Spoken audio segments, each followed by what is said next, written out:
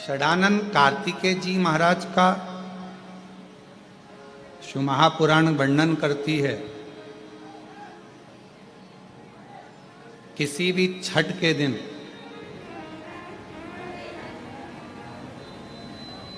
चाहे अंधेरी की छठ हो, चाहे उजाले की छठ हो, किसी भी छठ के दिन अगर षडानंद कार्तिकेय जी महाराज का नाम लेकर 6 बेलपत्र और उस 6 बेलपत्र पर 6 दुर्वा, 6 पुष्प, 6 अक्षत के दाने रखकर षडानंद कार्तिकेय बाबा के स्मरण कर कर शिवलिंग की जो जलाधारी है, उस जलाधारी पर जहां अशोक सुंदरी का स्थान है उसी के पास में कार्तिकेय जी का स्थान है। किसी भी छठ पर यदि आप बाबा को वो बेलपत्र, वो दुर्वा, वो पुष्प, वो अक्षत का दाना 6 समर्पित करते हैं, किसी भी छठ के दिन, षष्ठी के दिन स्कंद भगवान का नाम लेकर, स्कंदेश्वर बाबा का नाम लेकर, कार्तिकेय बाबा का नाम लेकर यदि समर्पित करते हैं तो जिंदगी में कितना भी कर्जा हो वो कर्जा 3 महीने के अंदर समाप्त होता ही है। कितना भी कर्जा, साथ में आपका परिश्रम, साथ में आपकी मेहनत और आपकी दृढ़ता। क्या होता है, लोग सोचते हैं कि हमने शंकर जी को बेलपत्र समर्पित कर दी तो कर्जा चूकेगा, पर साथ में मेहनत भी करना। अगर आप मानते हैं कि पूरी कथा का इसमें कई दुनिया के कई लोग हैं हमारी कथाओं को आधा काटते हैं, आधा भेज देते हैं। गुरुजी ने कहा कि बेलपत्र पर शहद लगाकर चढ़ाओ, पर गुरुजी ने साथ में कहा कि रात दिन एक करो, पढ़ाई पूरी करो। आधी बात काट देते, आधी बात दिखा दे, पर उसका हमको कोई फर्क नहीं पड़ता है। आग लगे बस्ती में अपन रहो, उसका हमको कोई फर्क नहीं पड़ता, क्योंकि दुनिया का काम है गलत चीजें जनमानस में देना, जिससे बदनामी हो, अपशब्द बोले जाए, ताने दिए जाए, गालियां दी जाए। ये दुनिया की रीति है। बहुत आते हैं दिन भर में, कहीं कोई दबाव देने के लिए आता है, हम तुम्हारी बदनामी करेंगे, हमको 1 करोड़ दो, हम ये छब्बा देंगे, हम वहां से आएंगे, हम ऐसा कर जाएंगे, हम वैसा कर जाएंगे। बहुत आते, दिन भर का काम है इनका, रोज का यही काम है, हमें ये करो, हमको वो करो। दबाव देने वाले ढेर मिलेंगे, अपशब्द कहने वाले ढेर मिलेंगे, ताना देने वाले ढेर मिलेंगे, पर आप अपनी पूर्ण ऊर्जा के साथ में शिव महापुराण की कथा कहती है।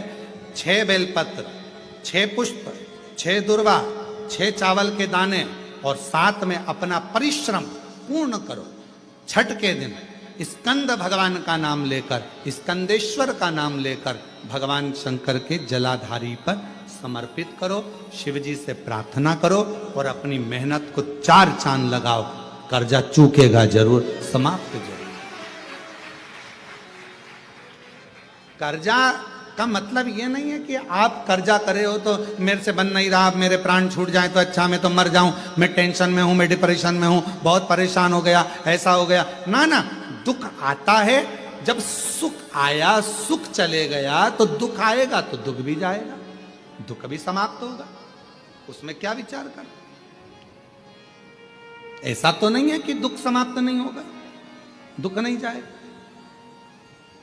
सुख आया है, जब हमारे अच्छे दिन अगर समाप्त हुए हैं तो दुख भी समाप्त जरूर होगा, फिर वापस सुख आएगा। थोड़ा हिम्मत, थोड़ा धैर्य, थोड़ा हृदय पर भाव एकाग्रित करो कि नहीं नहीं, मेरा शंभु, मेरा शंकर, मेरा त्रिकालदर्शी, मेरा कैलाशी, मेरा अविनाशी, मेरा शिव मेरा दुख काट।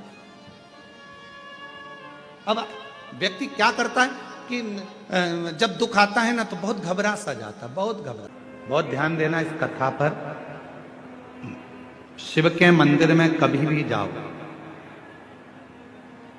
तुम्हारा बेटा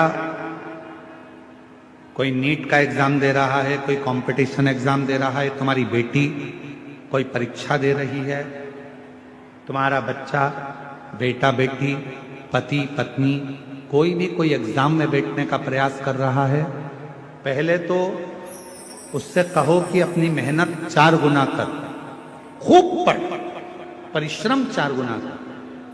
और मान लो 5-6 बार दे चुका, 2-4 साल हो गए, 5 साल हो गए, तो फिर उससे कहो शंकर के मंदिर में 7 दुर्बा लेकर जा। कितनी दुर्बा? यहां क्या बोलते हैं झारखंड में? दुर्बा कि दूब बोलते हैं? दुर्बा। 7 दुर्बा शिव के मंदिर में लेकर, जब जल का पात्र साथ में, 7 दुर्बा को नीचे की ओर रखो हथेली पर, जल का पात्र हाथ में लेकर भगवान देवाधिदेव महादेव को जल समर्पित करो। 7 दुर्बा में से 6 दुर्बा षडानंद कार्तिकेय जी को समर्पित कर दो, 1 दुर्बा भगवान शंकर के शिवलिंग पर चढ़ा दो। अपने हाथ की 3 उंगलियां शिवलिंग का स्पर्श करो और अपनी कामना कहकर, बाबा बहुत एग्जाम दे चुका हूं, बेटा बेटी ने बहुत परीक्षा दी है, हो नहीं रहा बाबा, अब आपके भरोसे है। बाबा को विनय करो, शिव जी पे चढ़ी हुई वो दुर्बा वापिस लेकर आओ। जिस बच्चा जब एग्जाम के लिए जाए, परीक्षा देने के लिए जाए, उस दिन वो दुर्बा को अपने मस्तक पर प्रणाम कर कर, नमन कर कर, षडानंद कार्तिकेय का स्मरण कर कर फिर एग्जाम के लिए जाए। पढ़ाई अच्छी करना, दिल से करना, मेहनत ज्यादा करना, और एक बार ये प्रयोग कर कर देखना, मेरा षडानंद कार्तिकेय सफलता जरूर प्रदान करे। 6 मुख से षडानंद कार्तिकेय जी का जो वर्णन हमारे शिव महापुराण में किया गया है, स्कंद पुराण में किया गया है, षडानंद कार्तिकेय जी फल शीघ्र प्रदान करते हैं, शीघ्र फल। महाराज, तारकासुर का संहार हो, षडानंद कार्तिकेय जी ने बाण छोड़ा, और षडानंद कार्तिकेय जी ने जैसे ही बाण छोड़ा, तारकासुर के शरीर को लगा, तारकासुर के प्राण छूट गए। देवताओं ने पुष्प की वृष्टि करी, रे तारकासुर तेरे हृदय में शिव बसे थे, इसलिए तूने षडानंद कार्तिकेय का दर्शन। शिव को समर्पित करें, अपने भाव की निर्मलता शिव से स्वीकारेंगे। 7 दुर्बा, 1 लोटा जल षडानंद कार्तिकेय का स्मरण कर कर जब हम चढ़ाते हैं, तो उसका फल हमको मिलता, उसका फल प्राप्त होता।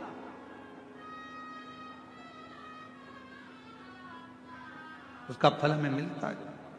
शिव कथा का महाराज पूरे वर्ष कि स्कंद भगवान के अगर केवल स्कंद पुराण को भी कोई जीव श्रवण कर लेता है, तो मृत्यु, जीते जी भी उसके लिए मार्ग प्रशस्त होकर एक बार वो भगवान का दर्शन भले वो किसी रूप में करे, पर मरने से पहले उसको ऐसा महसूस होता है कि मैं वैकुंठ का दर्शन कर कर आया हूं। ये उसको भान होता है स्कंद पुराण को मात्र श्रवण कर लेने से। मात्र श्रवण। स्कंद भगवान का पूजन करा, भगवान शंकर का शिवलिंग बनाया, शंकर भगवान के गणेश जी को और स्कंद देव को बिठाकर पूजन किया। इतना पूजन करा विश्वामित्र और सत्याव्रत ने, इतना पूजन करा, भगवान विष्णु ने कहा नया रास्ता बना दिया जाए। विश्वामित्र जी ने धर्म से स्कंद देव से कहकर एक मार्ग का निश्चय किया। उस मार्ग पर राजा सत्याव्रत चलकर जाने लगे। जब थोड़ी दूर पर राजा सत्याव्रत पहुंचते सी उसी समय पर इंद्र को जलन होने लगी कि जीते जी तो कोई आ ही नहीं सकता, तो मरा हुआ ये जीते जी कैसे आ गया। इतने में इंद्रदेव ने उसी समय राजा सत्याव्रत को ऊपर से नीचे धक्का मार दिया। धक्का दिया, राजा सत्याव्रत नीचे आ गया।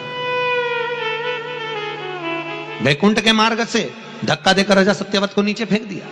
राजा सत्याव्रत ने विश्वामित्र जी से कहा मेरा तप, मेरी साधना और स्कंद देव ने मुझे मार्ग दिया, इसके बाद भी इसने नीचे क्यों फेंका मैं नहीं जानता, पर तू चिंता मत कर। विश्वामित्र जी ने कहा फिर स्कंद देव की पूजन कर।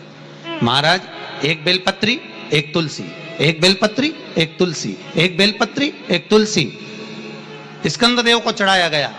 और जब बेलपत्र और तुलसा चढ़ाया गया, स्कंददेव प्रसन्न हो गए महाराज, और प्रसन्न होकर कहा, भगवान नारायण को याद किया। भगवान विष्णु ने कहा मांगिए क्या चाहिए। स्कंददेव ने कहा एक काम करो, बैकुंठ तो दुनिया जाती है, इनके लिए अलग बैकुंठ का निर्माण करा जाए, अलग से बैकुंठ बनाया जाए।